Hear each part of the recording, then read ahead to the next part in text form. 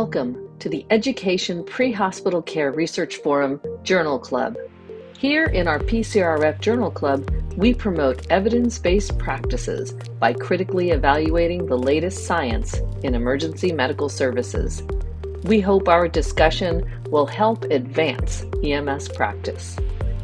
Through the generous support of our sponsor, LIMER Education, we can make science more accessible and understandable.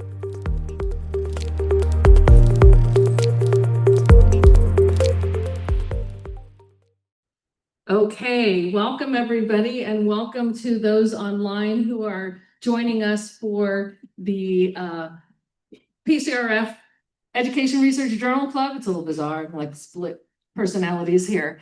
Now, this is the October 2025 Pre-Hospital Care Research Forum Education Research Journal Club. We're live from EMS World EXPO in Indianapolis, Indiana, and we are here for the oral session number 3. The education research abstracts. We just want to do a brief intro. We're going to get to 4 of our educators researchers who sent their abstracts in and were selected to present in our oral presentation. So my name is Megan Corey. This is Jeremy Pierce. We got Dr. Kim McKenna out here, who usually joins us for the education research journal clubs as well. Remember that the mission of the Pre-Hospital Care Research Forum is to do what we're doing today: disseminate, recognize, really promote pre-hospital research, but not only that, but really foster and mentor new researchers, especially those who are in the field, who are going to carry out the evidence-based practices that this research will formulate. So a big thank you to all of our sponsors and LIMER Education for bringing us the journal clubs and podcasts every month. This is our group of associates. We have a board, we have associates that review the abstracts, that score the abstracts. We had a record number again this year of abstract submissions in all areas. Right after this, we're going to be having the international abstracts presenters, oral presenters. We had a poster walk last night. It's just been really a whirlwind, a great deal. So thank you to our associates. Again, clinical, we have a clinical journal club. We have the education journal club. I mentioned that's the one that's happening right now. And we'll go through what we're going to be talking about next month at the very end here. So remember that the wonderful thing too is, thank you to pre-hospital emergency care. All of these abstracts are published in the pre-hospital emergency care. Some presenters have submitted to NAEMSP. I mean, that is really important. So thank you to them for taking on this journey with us. So we're going to just jump right in. And the way that we do this, if you haven't been, how many were here yesterday? Great. So you know how it is, but there's a few people who haven't. And those who weren't here yesterday, each presenter gets 10 minutes to present their research. And then we have a little time afterwards for a few questions. We'd like to hear from you. The researchers would love to know what you think. So ask them questions, and then we'll move on to the next person. Okay, any other housekeeping items? No. I think that's it. Yes, we will announce best education. Oh, we will be announcing best education oral presentation and best international. Oh no, best oral presentation after the international researchers present. Okay, so let's start with Daniel Armstrong, who's going to be presenting on the predictive value of CPR exam performance on EMT course completion. Good afternoon. I'm Daniel Armstrong from Queensborough Community College. Before I start, I just wanted to take the opportunity to thank the PCRF. I've been coming to this conference and attending their workshops for over 10 years, and I've never met a more kind, supportive group of mentors that have certainly changed the trajectory of my career, and I could not be more grateful. But today, we're going to talk about the predictive value of the CPR exam on EMT course completion. So if any of you are familiar with my body of work, I want people to be successful in EMT class. Nationally, the average is between 20 and 40% of people don't make it through an EMT class. In my first EMT class, my instructor stood up, said, look to the left, look to the right. One of these people won't be here at the end of the semester. Like, that was something to be proud of. It wasn't until I went to physical therapy school, which is a 3-year doctorate program. They accepted 40 students. They expected to graduate 40 students. So my goal as an EMS educator is to give my students every opportunity I can to get them through the program. Not everyone's going to make it, but I want to be the person that gives them every opportunity to do so. So 2 years ago, I presented on the first exam as a predictor of success in EMT class, and that was strongly correlated with course completion. But the very first thing I have my students do is take the AHA BLS exam, so the BLS course. So they walk through that course on the first day, and on the first day of EMT class, and they take the AHA BLS course. And I want to see, is that exam predictive of how they're going to do in EMT class? Because if it is, I can identify on day one students that are at risk for academic difficulty and flag them for the support that they need. So I look back on my program retrospectively over a 10-year period. We had 559 students, and only students that took the BLS exam were included in the study. Not only did I look at their CPR exam scores, I looked at all of their unit exams. In New York, we give 6 unit exams plus final, their final exam score, and their course completion status. And we use descriptive statistics characterize their overall performance. Pearson correlations assess the relationship between the CPR exam, final exam scores, and course completion.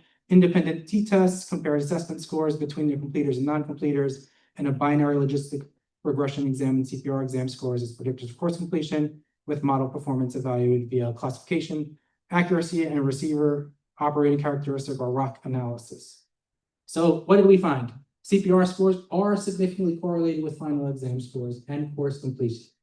The magic number for my course is 92. Students that had a mean score of 92 were much more likely to complete the course.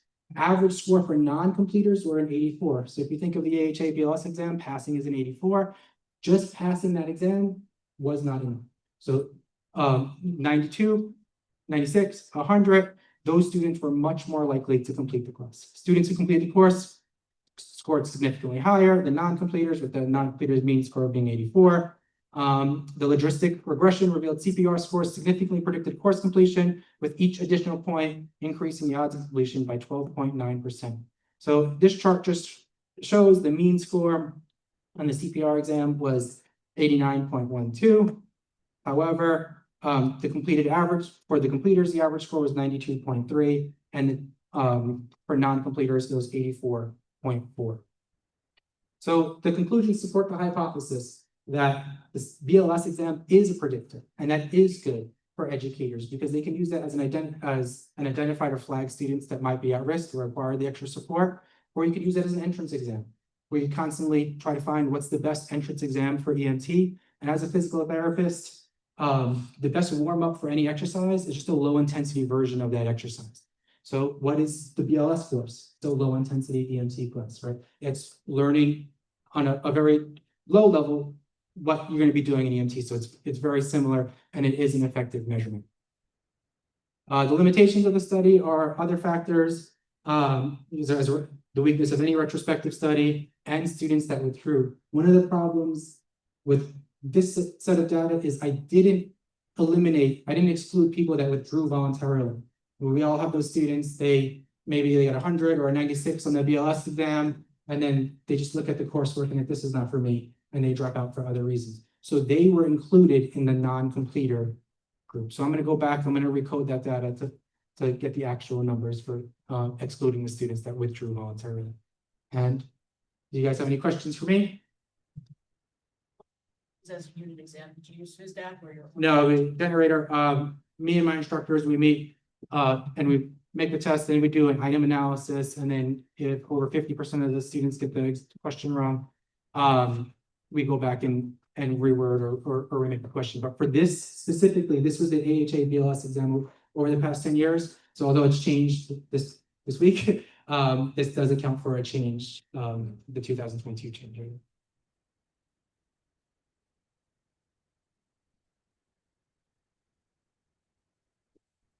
I'm being good. I'm waiting for the mic. Hi, Heather Davis from UCLA. Thank you for your work. Really interesting. We actually started discussing it when we saw the poster downstairs. And we were wondering if you had your own observations about what you think might be the reasons that the CPR exam is predictive of success. Do you think it's because they have demonstrated the ability to study, to plan? Do you think it's an executive functioning thing, or do you think it's medical terminology? Do you think it's content related? What are your observations? So I don't know about everyone else in the room, but when my students come to that BLS course is a one-day thing. They're instructed to read the book before they get there. None of the students read the book before they get there. What I have found is, my opinion is, it's a listening comprehension test, right? So they're getting the instructions from the instructor, from the video. It's, can they retain that information, whether it be medical terminology, the volume of information, whatever it is, and can they spit that back to me 4 hours later when they're taking that written exam? So I really think of it as like a listening comprehension test in the content area, a similar content area than what they'll be getting in the exam.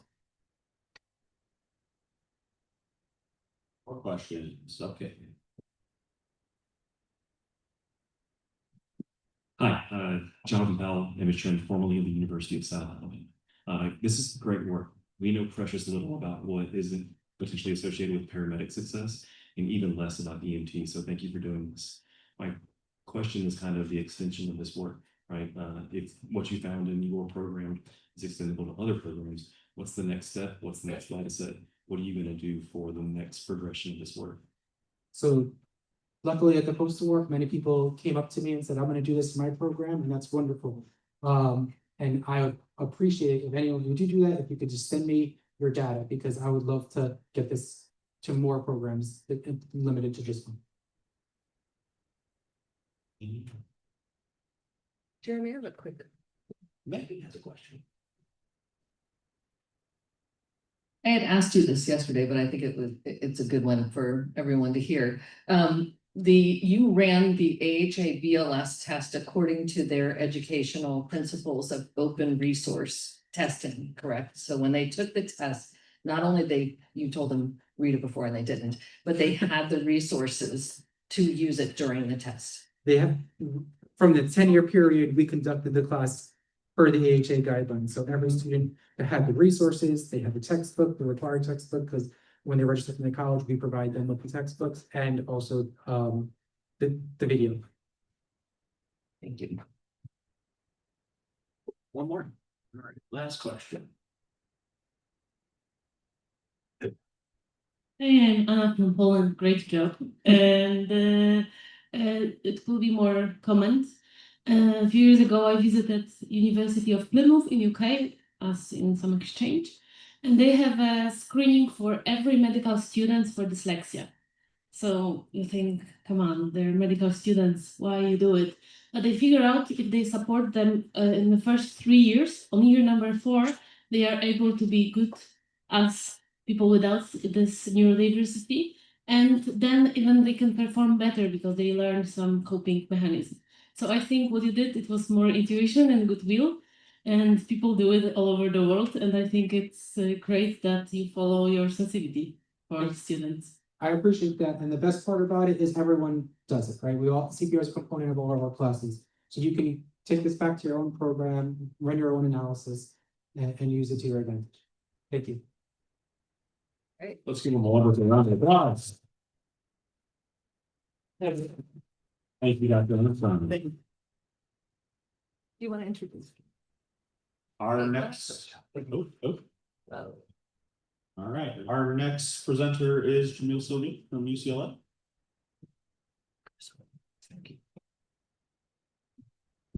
Good afternoon, everyone. And really thank you for taking the time out of your day, especially on a Friday, to support your fellow researchers. I know it's the end of the conference, people are rushing to try to get home and get on their flights, but it really means a lot to us that you took the time to spend your afternoon listening to research. So thank you again.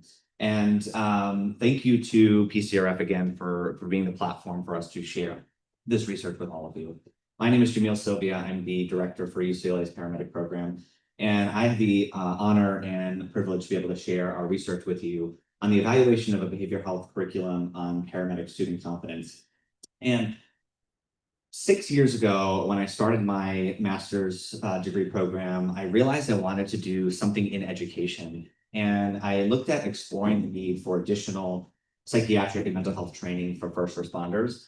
And I didn't realize that 3 years later, when I joined UCLA, I will get the opportunity to do exactly that. So this project has really come full circle to me. And I'm really excited to be able to have worked on this and share this with you. So we have no conflicts, nothing to declare for this study. And I really want to say thank you to the CareStar Foundation for making this project possible. Without their generosity and support, financially, this probably would have never happened. So we started this project about 3 years ago after we submitted our grant proposal to CareStar and it was approved. And we wanted to look at, does an expanded and enhanced curriculum in psychiatric and behavioral health improve not only just student confidence in working with that patient population, but does it also lead to increased performance? So what you're going to hear today is really the first part of that research. And we just looked at, does this enhanced curriculum improve confidence in our paramedics? Before I get to some of the background, I do want to interact with the audience here for a minute. And just by show of hands, and I'm going to ask you to think back to when you were in EMT or paramedic school, how many of you, by show of hands, had less than 2 hours of content related to psychiatric and behavioral health? Less than 2 hours. Okay, now look around. That's a lot of hands that just went up. How about less than 4 hours? So 2 to 4 hours. Anything less than 4? Okay. Like didactic classroom. Yep, all included. Didactic skills, everything in the classroom related to psychiatric health and EMT or paramedic programs. Anyone have more than 4 hours? Okay, that's awesome. But I only saw 4 hands get raised in the room. Okay. And my last question by show of hands, how many of you had a dedicated skills lab with simulations that looked at managing psychiatric patients? Okay. 5 hands went up. All right, thank you for that. So my hope is that with this research and with this enhanced curriculum, my goal is to be able to disseminate this to all the EMT and paramedic programs out there in the country for free. Use it, borrow it, use what you can, put your own logo on it. We want this information shared with our initial entry students in EMT and paramedic programs because we recognize there is a need for it. So some of the background information, we know based on some of the literature out there, some of the information and the stats that we have, that there's a growing number of calls related to psychiatric and behavioral health, right? We're seeing it. Those of you who are actively in the field and working probably know this, right? And some of the stats also report that anywhere between 7 and 38% of an agency's call volume is specifically psychiatric and behavioral health calls. Now, when we look at education in psychiatric and behavioral health, and thank you all for participating in that just a moment ago, there is a lot less time dedicated to this type of management of patients. There's not a lot of time spent in the classroom looking at verbal de-escalation techniques and how to engage patients therapeutically using therapeutic communication and how to work with folks who have not only their primary problem that you're there for is psychiatric, but what other psychiatric components might be related to their existing medical and traumatic concerns. And that's what we sought to study here. And I would probably argue that although 7 to 38% of call volumes for agencies are related to psychiatric behavioral health, right, as a field impression, I'd probably say that more likely 75 to 80% of the calls that we are responding to have at least some level of psychiatric components. It may not be the reason you're there, but it's lingering in the background. And we don't spend a lot of time working with our students to make them aware of that, right? And teaching them how to do at least basic mental health assessments. So our objective for the study was to assess whether an enhanced behavioral health or psychiatric curriculum improves confidence of paramedic students in managing behavioral emergencies. And again, this is part 1 of this research. So what did we do? We conducted a pre-post study using a 5-point Likert scale in a large academic-based paramedic program, UCLA, in the United States. And students completed a 10-item confidence survey before and after they engaged in a 12-hour didactic and skills component. So we did 8 hours of didactic component and a 4 hours behind closed doors, kind of immersive simulation with a debrief. Now, our program also included 12 additional hours in psychiatric behavioral health, 4 hours dedicated to the clinical space. Students are engaged at a psychiatric urgent care center, assessing patients there. And they also ride along with LAPD's mental evaluation unit for 8 hours, where they can work with a clinician and a law enforcement officer and see how those verbal de-escalation gets played out in real time. So they're learning in all these areas of paramedic education, from didactic all the way through field internship. But this study just looked at the classroom part of that education. So students measured using a 5-point Likert scale, from 1 being I'm not confident at all in my knowledge or skills as a provider, and 5 being I'm confident enough to teach others how to respond to behavioral emergencies. And then we took that data and we analyzed it using a Wilcoxon-Sign rank test. So over the last 3 cohorts, we had about 112 students that completed this, and we were able to track the before and after responses. So we can see exactly who took the survey before and match that response to the individual who took it in the afterwards as well. They used a random code, so we didn't know exactly who the student was, so it could stay anonymous. Here are some of the questions. These are the 10 questions we used in our pre-post study. Some of them I'll read out loud. One of them, for instance, number 4, I can communicate therapeutically with a patient suffering a behavioral emergency. Number 8, I understand the concept of chemical restraints and when it should be used. And number 10, I'm aware of my limitations when dealing with a behavioral emergency patient. So we use these questions as our sort of compass as we engage students in this content. So what are our findings? Again, a total of 114 out of 124 paramedic students across 3 cohorts completed this survey, which was a 92% response rate. We observed a significant improvement across all 10 items. Our p-value was set at less than 0.01. We saw less than 0.00001 in all of those items. So it was identified as significant. The overall median confidence score increased from 3 to 4. And we noticed that the most significant increase was in the awareness of behavioral health resources. And there was a gain on average of 1.5 points, which was incredible because at least it showed us that we are providing students with the tools and the resources they need to be able to give to their patients after the fact. So they were at least learning about what resources existed. So in conclusion, the enhanced behavioral psychiatric curriculum significantly improved students' confidence in working with behavioral health patients. And the findings support integrating this level of content, at least 8 to 12 hours of classroom content in initial programs to help further support these patients in the field. What we're going to be doing next and what future research should explore is whether this increase in confidence actually translates to better performance. Do providers, when they're in their field internship or even after graduation from paramedic school, are they actually performing better? Are they treating patients better? Are they using therapeutic communication? Are they de-escalating better? Is there less use of chemical restraint? Is there less use of law enforcement and physical restraints when we improve our training on the front end? And that's what we're looking to explore on the second part of this research. So thank you all again, and I'm happy to take any questions.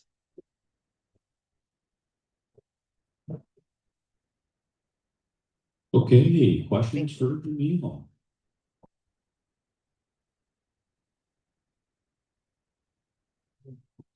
Oh, here we go. All right.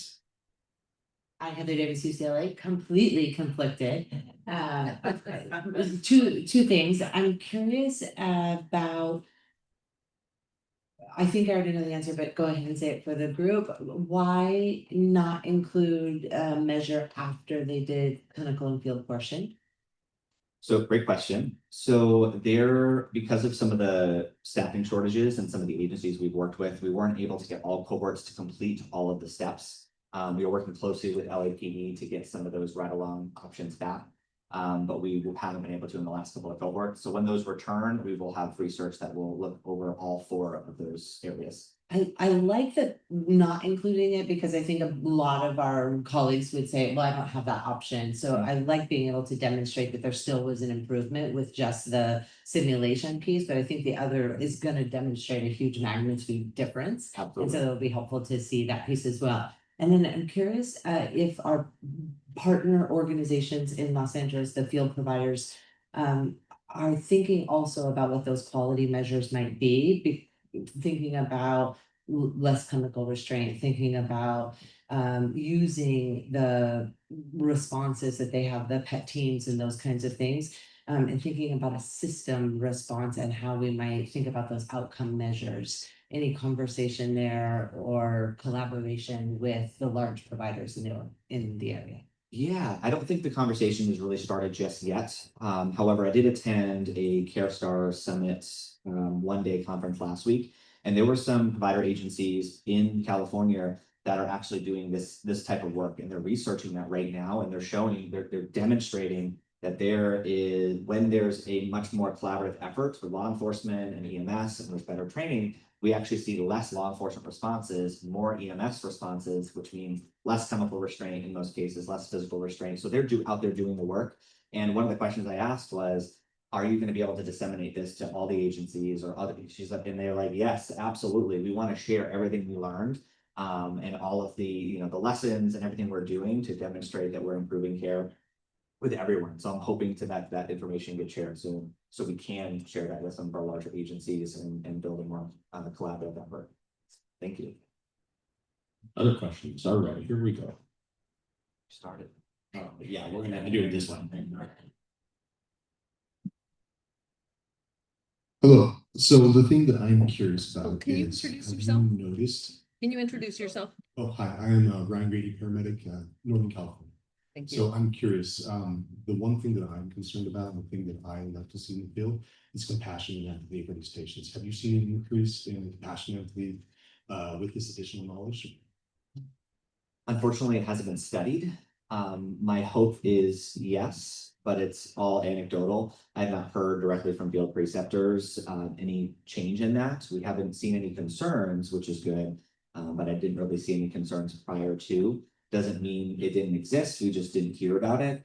That might be something we look at in part 2, because I'm really excited to try and capture that information from our field preceptors directly. Is there a checklist? Is there something we can create for our field preceptors to complete after a behavioral health call that evaluates how well the intern or the paramedic intern engaged with the patient? Did they use therapeutic communication? Were they compassionate? Were they empathetic? Did they verbally de-escalate? That way we can sort of track, okay, does this mean that the education they received in their initial education was beneficial, right? The unfortunate part about this, and this is where I'll need some help in the research world, is I don't have any existing data. I don't know how well it's going now because we didn't track the data prior to introducing this behavioral health curriculum. So I'd be interested to see if there's some literature out there that already shows some information that we could use. But it wouldn't really be a pre and post study, because what I don't want to do is only give half the class the curriculum and half the class doesn't get it, right? Because I feel like that would cause more harm in patients in the future if they would receive this type of this content. So it'd be really difficult, but that is something we are planning to track in the future. So thank you. Last question.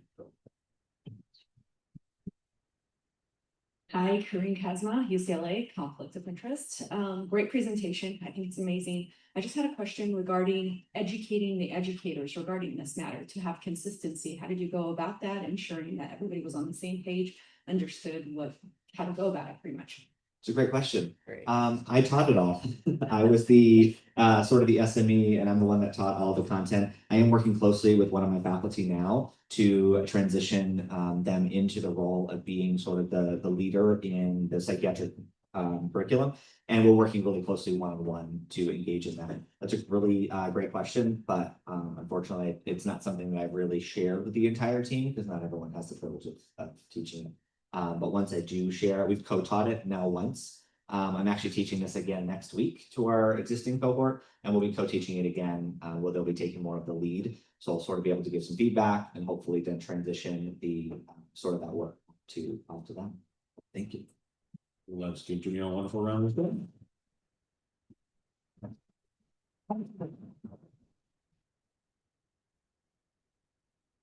Okay, let's go to our third presenter, how educational leaders drive innovation in rural EMS education programs. And is it Nicole Verge? Is that how you say it, Dr. Verge? That's right. Yeah. Thank you. Thank you. All right. Well, I just want to thank everybody for being here. This has been 3 years in the making. It's actually my dissertation. And so I'm just really excited to be here to share it with everybody. So again, we're going to look at expanding access and how we as educational leaders drive that innovation. I have no disclosures. at all. And so the background of this, we know that rural areas have disparities, right, in receiving education. Some of those are limited access to faculty, our geographic location, or isolation, and then also inadequate resources. There's lots of literature about that. And interesting, there's also literature about how a higher education leaders are in a position to actually make that difference and to kind of fill that gap. But yet, when I was researching different EMS programs, it's really surprising how many don't do it, how many aren't reaching out there, how many programs aren't established that will actually help with these disparities. And so this study went into different higher education EMS programs, and it's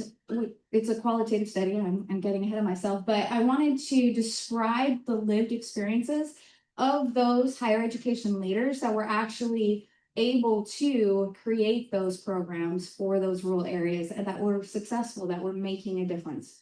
So the lens that the study looks through is the social cognitive theory. And what that does is it's going to be looking at the behavioral, the cognitive, and the environmental lenses that we make as that we use as educators to make different decisions. And so that's the lens. And then the methods, like I said, it's a qualitative research project, and it's specifically transcendental phenomenology. And so I say we, me, I looked at diving into those lived experiences, trying to really describe them from the educator's perspective. And so I ended up with 13 educators from all over different universities. And they had to, some of the things that they had to have is like 3 years of experiences. They had to have some sort of decision making within the program. And so, and they had to be from a higher education institution. So, there were different types. We got, I had medical directors, I had a medical director, I had program coordinators, chairs, deans. And so we got a really good selection of people in different positions in that higher education atmosphere. And the way I collected data was we did a qualitative questionnaire. So once they agreed to be part of the study, they filled out a questionnaire online. And then from that questionnaire, I made an appointment with them. We had an online interview. And then from that interview, we went and I ended up doing 2 focus groups because it was more intimate to have fewer people together. So we had 5 in one and 6 in another. A couple didn't make it all the way to the focus groups, but that's kind of where the higher education leaders were able to sit and talk with each other and the different ideas. And so that's what my methods were. And then the data analysis, we did a modified BAM-CAM method. And what that means is that, we used horizontalization, themes, and phenomenological reduction. And for credibility, I triangulated the data between those collections. So the qualitative questionnaires, the interviews, and the focus groups, all of that data was triangulated.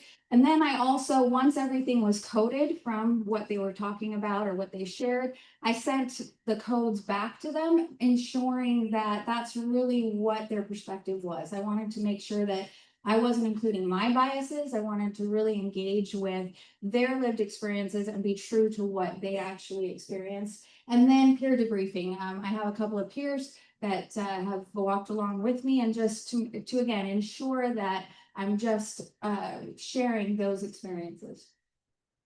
So once all of the data was collected and it was coded, we had 3 themes, and it goes along with the social cognitive theory. So cognitive, behavioral, and environmental. And so the first one, cognitive commitment to rural equity. I'm gonna just read some of these quotes because I feel like that was really what was impactful, obviously with quantitative data or qualitative data, sorry, is what they had to say. So these students aren't just learners, they're the future providers for their own families and neighbors. So what we found is that under each of the 3 themes, I had 2 sub-themes that came together. So the first sub-theme under cognitive was belief in rural access as a moral imperative. So those instructors that really reached past just the idea of, oh, I'm employed at a university, it's my job to teach an EMS class. If they looked past that to see who their students are and who they really needed to reach, and they were the ones that actually kind of made that extra effort to create a program that actually reached those rural students. The second sub-theme was value placed on community benefit. It's not just about graduation or employment, it's about whether these graduates are changing the care and landscape in their home communities. And again, when we talked with the educators, those that wanted to not just educate, but actually make changes in the community and realize the value of really well-educated EMTs in their community, those are the ones that went that extra mile, that were innovative, that created those programs that needed to be done out there. The second overall theme was behavioral, and it looked at the flexibility and leadership. So what were they willing to do? And there was no one program that, stood out like, this is amazing. What was interesting is that the first sub-theme was like hybrid models and weekend labs. And so some educators said, hey, we tried this, and then, that didn't work, and we went ahead and tried this then, and that did work. So that flexibility in making decisions, taking them back and being like, okay, let's improve upon that. That really showed, brought them to a place where their program was that much more successful. So, and then the sub-theme 2, local faculty and adapted schedules. So community-based faculty, flexible scheduling. Again, no one program was the same. They just really put that effort into figuring out what worked for the students that they were trying to reach. Finally, environmental constraints and support. So obviously we know money and resources, especially in EMS, that always has something to do with it. So in looking at this specifically, one of the sub-themes in here is institutional and community support, administrative buy-in, donor support, and EMS partnerships. I got the opportunity to talk with like the deans, some of the deans and the chairs, and the ones that had really long, sustainable rural EMS programs were the deans and the chairs that were like, you know what, it's my job to go and fight for the funding for this. It's my job to trust my program directors. And when they want to try something new, I'm behind it 100%. And I'm going to go up the chain and figure out how to get them the resources that they needed it. And so that was pretty amazing to see that their support really was one of the main factors in the success of their programs. And the policy and funding obstacles were also another one that came out. EMS is moving fast forward, but we're constantly behind because our funding streams don't match our innovation. So those programs that had policy flexibility and support and innovative thinking of how to bring in resources, like one specific institution partnered with a fire department in another state, so their students didn't have to come to the university for clinics. They were clinicals. They were able to just go down to the fire station and probably get some, really more in-depth clinical experiences than just driving to the university. So innovation isn't just about technology, it's about attitude, advocacy, and believing rural students belong. Leaders who embraced this, they were flexible, they advocated, they are the ones that showed to have the sustainable, successful rural EMS programs. It's not just about running a program, it's about leading change so rural students can actually get through the door. Some of my limitations were limited participation. So like I said, a couple of my participants did not get all the way to focus groups. Regional focuses was only the Western United States.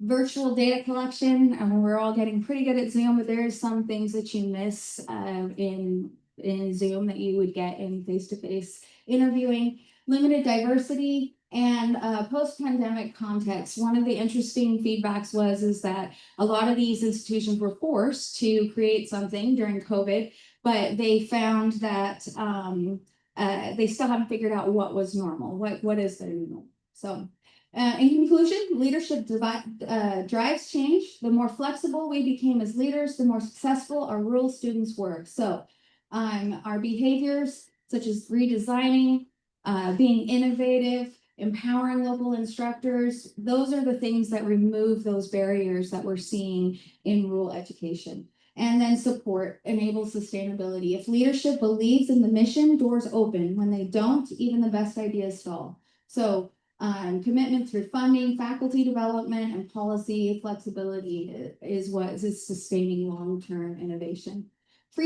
Future research really quickly. I was not able to look at success based on like pass rates or workforce readiness. So I would love to further my research by doing that. Here's some references, and thank you. I want to thank Liberty University. Obviously the EMS educational leaders that gave me their hours of their time and their lived experiences, and then the symposium for letting me share my work. Thank you.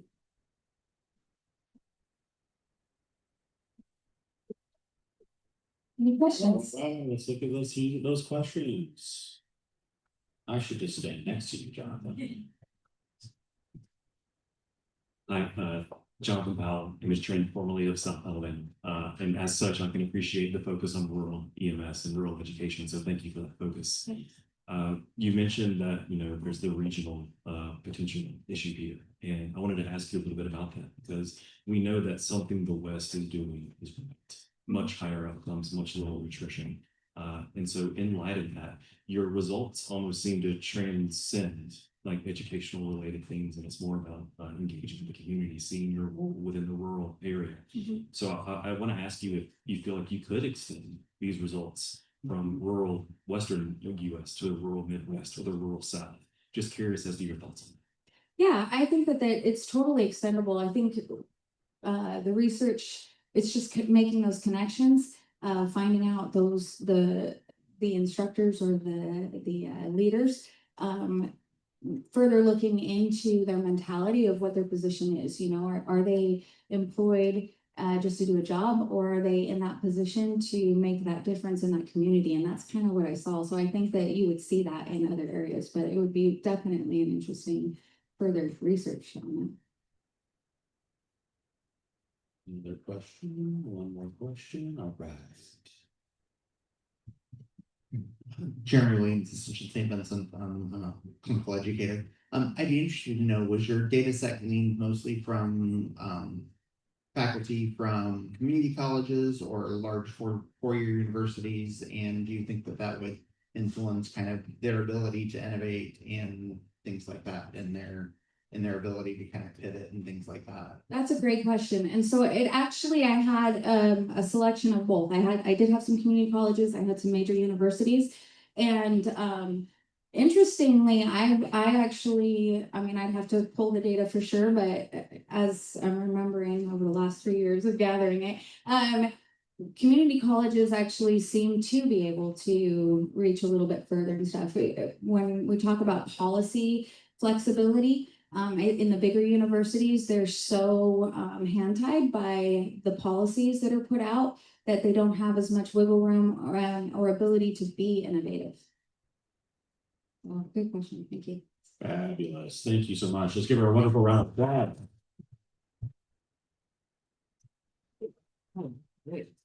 Hey, our final presenter today, and please remain after our final presenter. We're going to bring all of them up, all the presenters up for final questions. So is Nicole Hansen and Dr. Nicole Hansen for talk on ADHD, one of our favorite topics. If we can pay attention, that I'll give it quicker. We'll do it quick so we don't extend anyone's attention beyond what you want. My name is Nicole Hansen. I'm with NYU Langone in Long Island. My co-researcher, Dr. Charles Fote, was unable to be here for this event. But we decided to investigate the frequency of ADHD in the EMS workforce. You would be really surprised that there's no literature on it. Prepared to be a little cold out. Anyway, so ADHD is the most common neurobehavioral disorder in the United States. The core diagnostic symptoms for ADHD include inattentiveness, hyperactivity, and impulsivity. And this can manifest in a variety of different ways and symptoms for individuals, but generally you will see that people have a kind of a variety of these symptoms. Most of the time, ADHD is also a comorbid factor for other psychological issues, such as anxiety and depression. It also creates a lot of other learning issues, such as dyslexia, dyspraxia, and dyscalculia. So you will see there's some people, especially children, who their initial diagnosis is actually dyslexia, which is more common of those three. And then they will later be diagnosed with ADHD. Finally, ADHD is also very commonly an antecedent for PTSD and substance abuse disorder. Not anything that we ever see in EMS, right? Not at all. Very low rates of those things here in EMS. So globally, there's about a 5% diagnostic rate for children. That's globally. In the United States, it's about 9.5%. So we do have a higher rate of ADHD in children in the United States. But there's a body of research that believes that adults age out of ADHD symptomology. On the other hand, you have another small cohort of research that implies that it's not that you're aging out of your symptoms, it's that you have the freedom of adulthood to self-select into an occupation that you're well suited for. Who's feeling cold out? Now, ADHD has the ADHD brain has fewer dopamine receptors in the reward center of the brain. So usually people with ADHD like to be in novel, dynamic environments that are fast-paced, where they can work well under pressure, pattern identify. Yeah, some people don't know. And have hands-on skills. Okay, so those are a lot of the things you're like, that environment does seem like it may attract a whole bunch of people who have ADHD. So we set out to find out if that was in fact true. So the purpose of our research was to try to quantify the frequency of ADHD in the EMS workforce, with a secondary hypothesis that there would be some relationships between people entering the EMS workforce who have ADHD and educational outcomes and professional outcomes. Basically barriers to attaining an EMS education. So we did a cross-sectional descriptive research design. Unfortunately, one of the limitations is that the people who did participate were aware of the topic, so there could be some skewing of the data. However, I don't know. We'll have to, my hopes and goals is that we will go back and do more further research in this area. The survey was hosted online from February 2nd to February 24th, 2025. And in that time, we got 554 respondents. All of those respondents were recruited via social media and email distribution. So thank you to everyone who shared this in their professional careers, shared this on their Facebooks.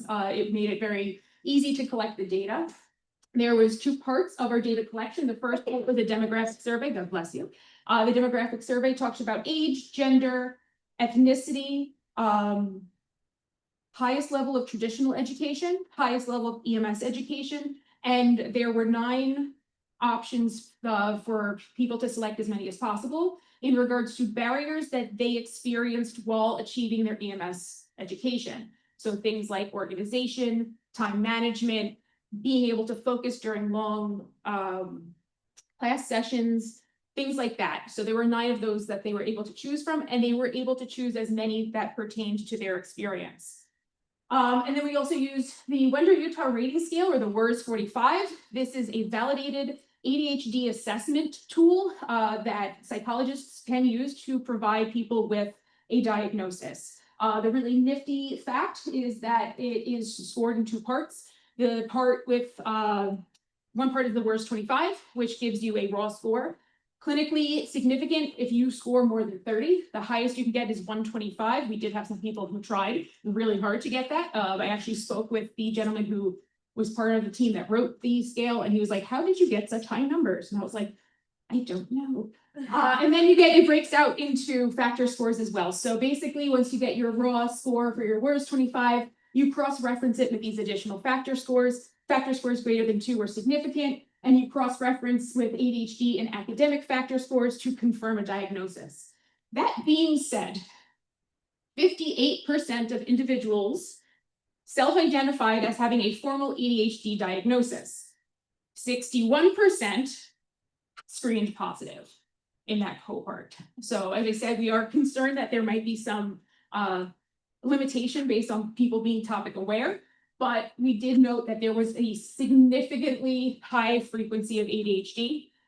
We did find that individuals who had a positive WERS 25 score greater than the clinical cutoff of 30 experienced more barriers to achieving their EMS education than those who did not have, who scored less than 30.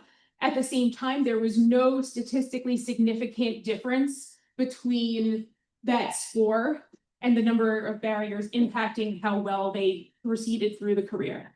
So it didn't seem to impact them in terms of career growth, but it did perhaps slow them down.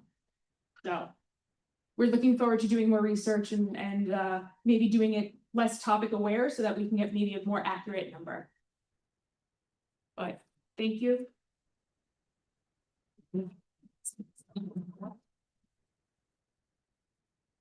So they can get your QR code. Let's hear some questions. Let's hear some questions for Dr. Hanson. Oh my goodness, let's go. Thanks.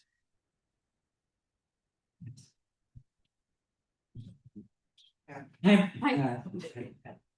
My name's Jen from Washington University in St. Louis.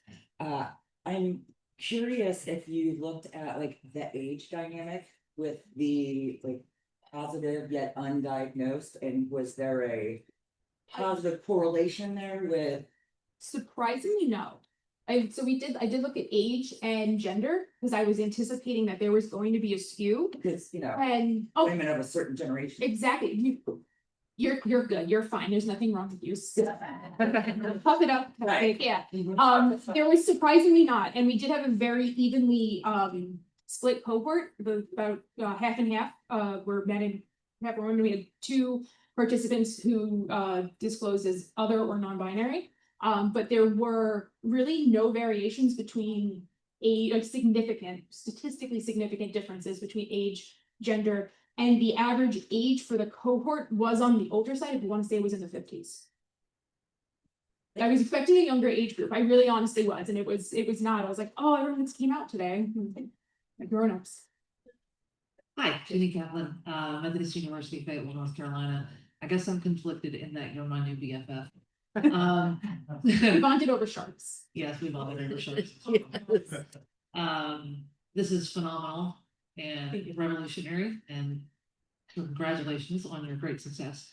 I may have missed it, you may have said it, I may have missed it, but what is the general proportion of adults with ADHD, like the general population compared to EMS? So the general population for the adult population in the United States is 2.5%. There is about a 20% estimation of people who are mis or underdiagnosed. You do see that there's a lot, especially in the female population, who are diagnosed with anxiety rather than ADHD, because there is ADHD anxiety. Like it's very different than actual anxiety. I was also very surprised at the number of people who did not self-report as having PTSD diagnosis. We had 0. So either, again, it could be that people were being misdiagnosed, or underdiagnosed, or have not gone and gotten assessed. But yeah, it's our population, we have a 61%. The United States as a whole is 2.5%. Just an observation. My name is Bill Brown, and I was the executive director of the National Registry for too many years. So when the Americans with Disabilities Act came out, we had to do a lot of research about who can do this job. Obviously, we had cognitive disabilities. That's very difficult.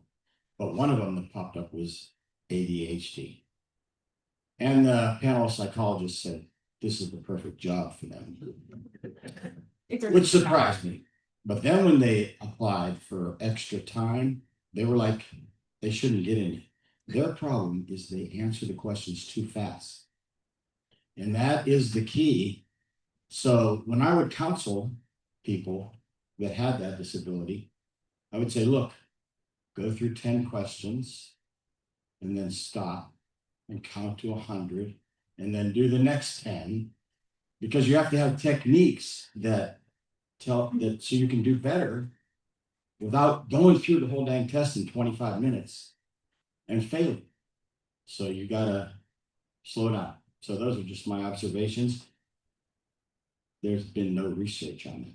But I think one of the great research projects would be how do ADHD people do and how long do they take to take the exam? Because those are two factors. I think that's huge, and I think it's also a lot of people who have ADHD don't necessarily have study skills because it's always came really easy. It's for time blindness is another issue as well, right? It's a very symptomatic. No, it's not gonna happen. It's symptomatic of ADHD, so they can get time blind, right? Which is sometimes really good when you're working on a critical patient and all of a sudden you've got everything done. It's only been 30 seconds, but not great when you're taking a timed exam. So having, educational supports as well as better mental health supports, because ADHD, we have a 61%, and we're wondering why our suicide rate is so high. It's because it's an antecedent for a lot of other mental health issues. So we need to make sure that we're supporting our students both educationally and with mental health. So I think it's a good step forward and hopefully making a dent in both of those areas. Any other questions for Dr. Hanson? Okay, and my previous presenters, if you want to step up there Yeah, too, come so on we up. can have questions for all. You can step back here too, so we can have you just kind of behind the.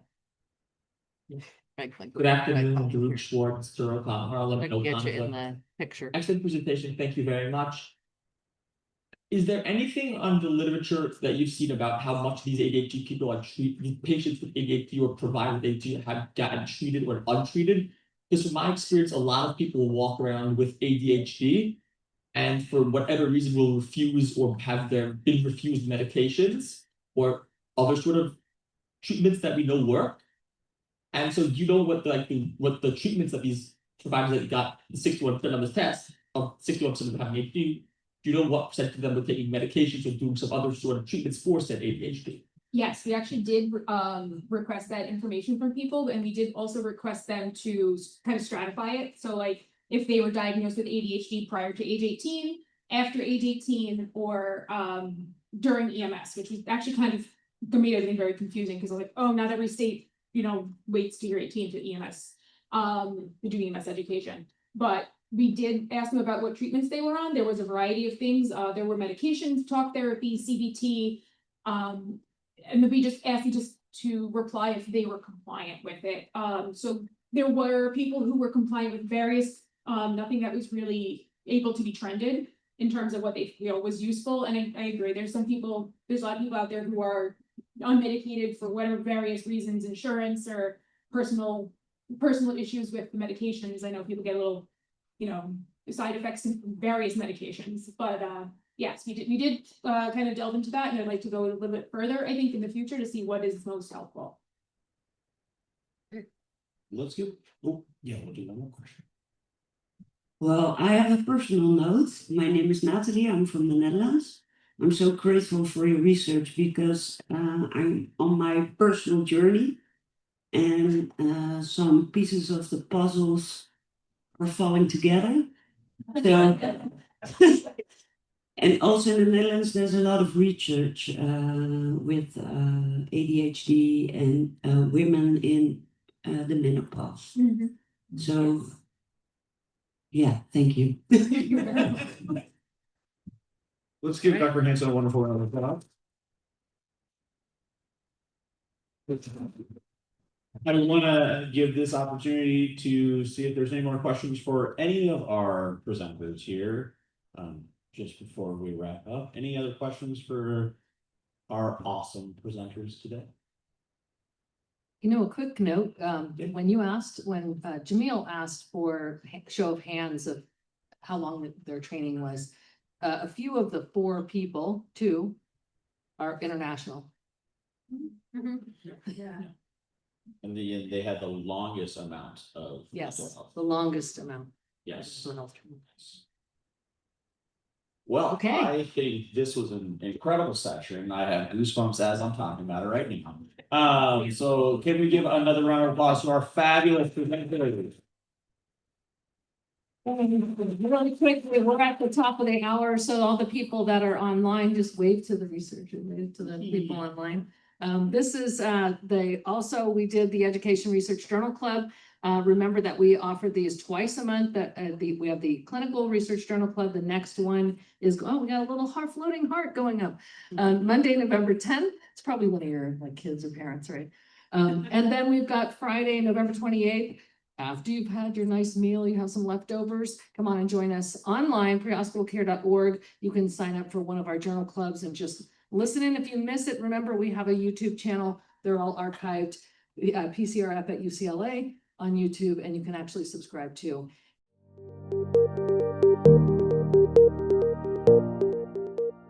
We hope you have enjoyed and learned from this PCRF Journal Club. Please share it with other interested EMS professionals. An archive of past journal clubs can be found at www.pcrfpodcasts.org. You can also find us on Facebook at PCRF at UCLA and on our website at www.prehospitalcare.org. A special thank you to our sponsor, Limmer Education, providing education tools for success at every stage of your EMS journey.